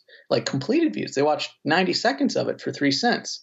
So it after the beginning of a campaign, then it does just become math. Like, and for any movie, any indie film or big movie, how many people do you want to get to? It's just like anything else. Your amount of awareness is probably going to dictate a certain amount of your sales, and how much of that can you afford, and did you budget for any at all? So that's the thing. As a filmmaker that kickstarts a film, I realize you're working with very different numbers, or someone who's got a small indie, very different numbers. But if you come to the table with even a really good movie, with a great trailer that has everything I'm talking about, to have ad spend on it, but you don't have any money, busting through the noise anymore is literally, that idea of like, thoughts and prayers getting, beat up. Yeah. A truckload of thoughts and prayers just arrived. That's basically what you're counting on. Sure. And it's just it's not good to bank on anymore. I think a filmmaker with a good, good movie coming out that does everything that I'm talking about, but has even just a few thousand to spend, you are in a better position than you can possibly imagine if it's spent well. I mean, it's just, that's more measurable awareness than a lot of these movies will ever get. But the Justice League that's coming out soon, they're not. They are spending $200 million. Oh yeah, they will have no idea. The only metrics they have is box office numbers. That's it. Right. Right. And then also awareness behind the scenes, who's looking at all of those numbers and building audiences and retargeting. I don't know how efficient it is at those spend levels, right? Like you can, if someone forces you to spend a lot of money really fast, the efficiency will go way down because you're forcing Facebook to deliver ads that are not the most efficient time, right? For it to show up. So you don't want to blow a bunch of your money really fast if you don't have Justice League, right? Sure. So yeah, it's just how to get people. This is really my big thing. I guess my big pitch for why I think this stuff is important is I'm just imagine being able to know that if I budget this amount of money and do a few of these things and focus on this, or get somebody to help, who knows, I can get, say it was only 10,000 people to finish watching my trailer. And I know they finished it, and I know that they were the right target zone and the messaging said it was on iTunes and Amazon. No, I can't connect any one of those people directly to a sale because none of the companies allow you to. But that is so much better than what any of us had to work with 10 years ago. Oh, right? God, yes. I mean, it drives me insane because I know, because I was there. I mean, it was so hard to know where your money was going and what it was doing. You would just hand it to some guy who promised you a bunch of impressions with a frequency cap, and you were like, right, sure. yeah, 1,000, okay. what it's per 1,000 CPM, and also the social media aspect of this, you couldn't interact with people that were commenting. I mean, now people can comment and you can say, thank you so much. I'm so glad you loved my movie. Hey, Build relationships. yeah, you can start building a relationship with people in a way that was never possible before. So I know that people, like, there might be some folks that'll listen to this and be like, this guy, just sounds like a sales guy or something. Like, I think this is one of the only ways that I'll personally ever get to keep making movies. I mean, it's just, I have no idea how it's going to be possible anymore unless everyone starts sitting down and trying to look at this stuff more. Some folks will get lucky, right? They make the perfect movie at the perfect time that finds the right person and gets sold somewhere and ends up in the big machine. And they can't even do this for their own movie, like that happens. No. What you do is you make a movie for like, $500,000. You give it to a distributor and let them go out there and sell it, and you'll never get a dime. And that's a great business model, I think. And it's like, and what's funny is that eventually someone on a lot of these teams is going to end up doing some of this anyway. Yeah. So even in the bigger machines out there, they hire someone like you. They're sure, why not? Drop me an email. It's like I think people need to understand this stuff more in order to succeed at pretty much any level. And I've seen that with movies that are opening in 2,000 theaters and movies that are only showing up on iTunes. It's like, and I've seen what happens when it doesn't go very well. Mm-hmm. When the movie is just a really tough sell and at a tough time or whatever. I mean, that exists, right? And then when it goes so good, and it's so fun to watch because you just know, oh man, I mean, what I'm getting for 5 cents on this is just outrageous, and this little movie is getting 3 times the value, than what they're paying for. Like that, I enjoy that. Just personally, it was fun to watch on my own movie, my own projects, and it's fun to watch it happen on other folks' movies. Hopefully this conversation has demystified some of it. I know it's like super dense and heavy. Our conversation definitely went into the weeds, but for filmmakers who are just, trying to figure this out, like, guys, this is what you need to do. What Kyle is saying is right. I learned a lot of this myself. I'm still learning. I learned stuff in this conversation. It's constantly changing, but you need to be able to do this on your own to succeed. Like you were saying, Kyle, like, I don't know how else you can make movies, on a low budget by yourself without understanding the marketing aspect of it, and specifically the power of what Facebook can provide your film. Yeah. Yeah, absolutely. I think one last thing I'll add that, because I'm trying to think again, right? I'm taking the filmmaker cap off for a second, putting the marketing hat on. Is if there's any folks out there, I'm assuming, I don't know what your audience base is of your listeners. You know them better than I do, but I'm assuming there's quite a few out there that want to be making movies, but they're probably still they haven't made a feature yet, or they're making short films, or they're trying to kind of find their way in. You might look at this as a great way to do exactly what you're hoping these short films do. That if you're making content in hopes of finding an audience of people, or if you're trying to discover who you are as an artist, learning it this way at a smaller level with the smaller budgets, and, you would be really well off, I think, making that short film for very little money or no money with your friends.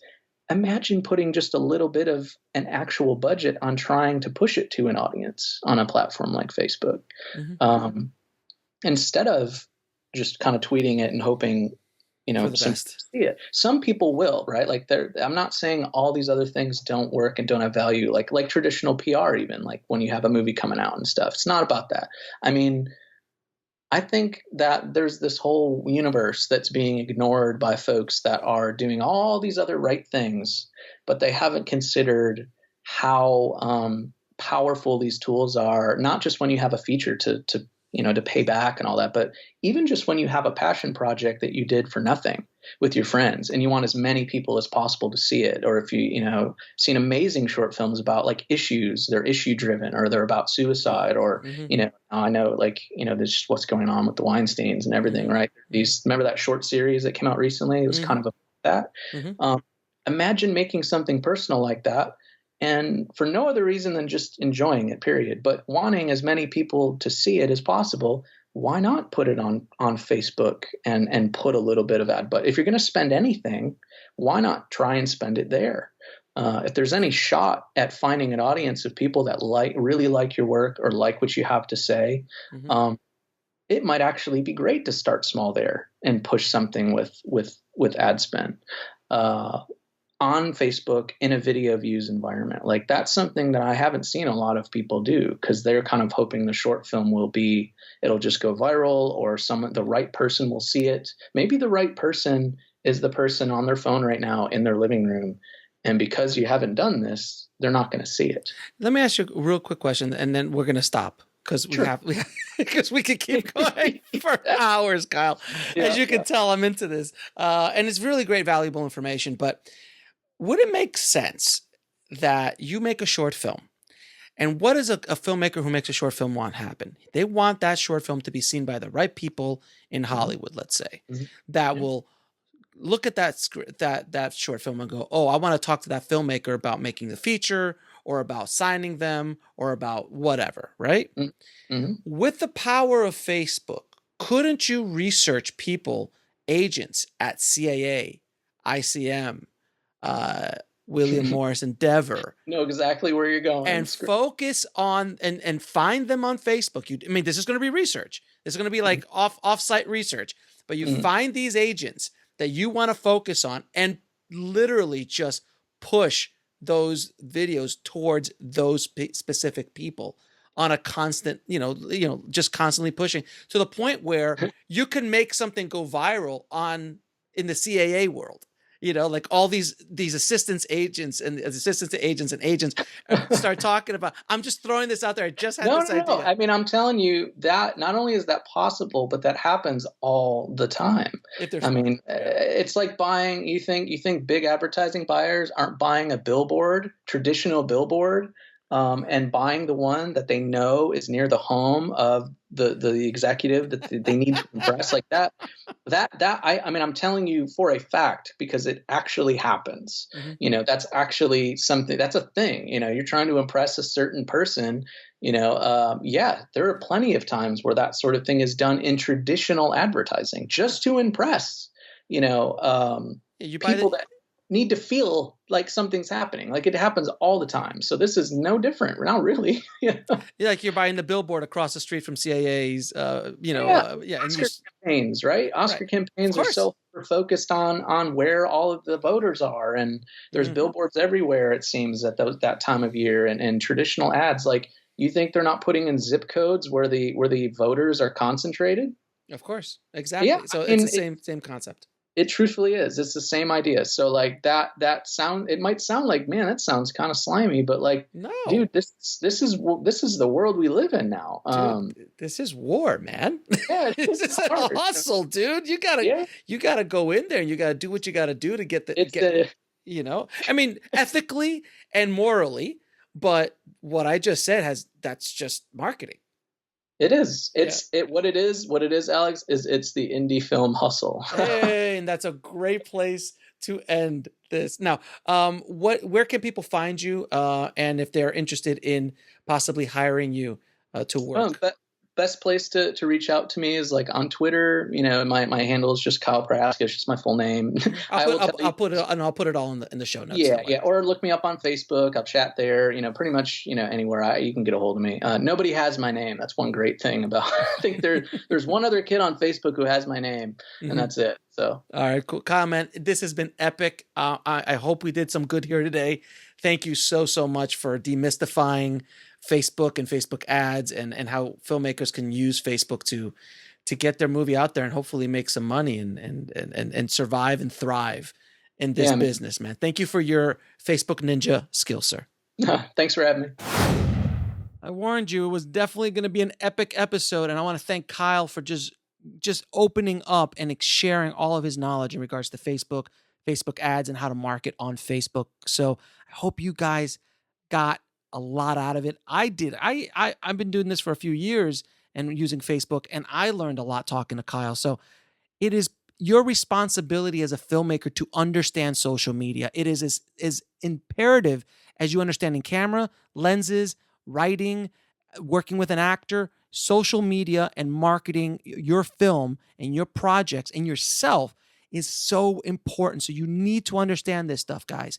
So I hope this episode kind of jump-started your curiosity about what to do with Facebook specifically and building up your social media ecosystem.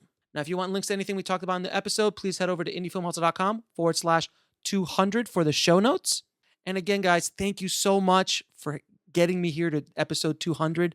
I can't wait for episode 300. And at the rate that I'm going, we're going to get there quick. I'm popping them out quicker than I usually do. But I love doing it, and I love doing this for you guys. And I want to keep providing you guys with so much amazing information and value to help you guys on your filmmaking journey. And just want to let you guys know about the Ask Alex show. I have already recorded a bunch of consultations with the tribe. And just they're asking me so many questions. I've had such good episodes, and we're going to be cutting those up and putting them out for 30 days in January. So starting January 1st, we're going to be putting out one episode every day. And I don't know how I'm going to do this, but we're going to do this, and it's going to be amazing. And if you guys still want to be on the show, we're going to do that for 30 days for January, and then afterwards we'll see how it goes. And if it's a hit, I might start doing it weekly or bi-weekly or something along those lines as well. But if you want to be on the show and you want to come on, ask me anything. We record everything over Skype, so it's real simple. You can ask me any questions you want about the film industry, and then I'll put it up on YouTube, but it'll go on a preview first on the Indie Film Hustle Master Circle membership site.